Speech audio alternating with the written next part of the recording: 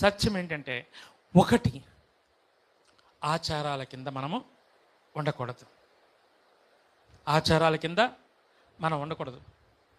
ఆయన మిక్కిలి ఆశపడింది దేనికి? మనల్ని ఆచారం కింద ఉండడానికి ఆశపడలా, మనల్ని నూతన నిబంధనలోనికి తీసుకువచ్చి ఆయన శరీరంను రక్తంలో తీసుకున్న మనము ఆయనలాగా మారి మనము కూడా నిత్య జీవం పొందాలని ఆయన మిక్కిలి ఆశపడ్డాడు.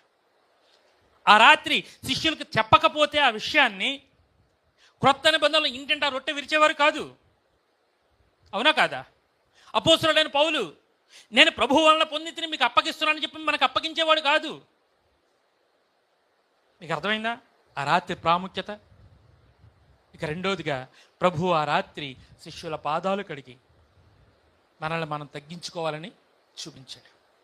ఈ రోజున సంఘాల్లో, క్రైస్తవుల్లో తగ్గింపు ఎక్కడ లేదు.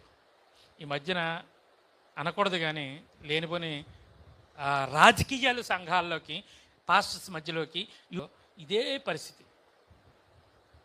కానీ దేవుని నామాన్ని మహిమపరచడానికి మనల్ని దేవుడు కొన్నాడు, కానీ ఆయన నామాన్ని అవమానపరచడానికి, అన్యజనులు ఆయన కిందేసి కాళ్ళతో తొక్కేస్తుంటే సంతోషించడానికి దేవుడు మనల్ని ఆయన రక్తం ఇచ్చి కొనలేదు.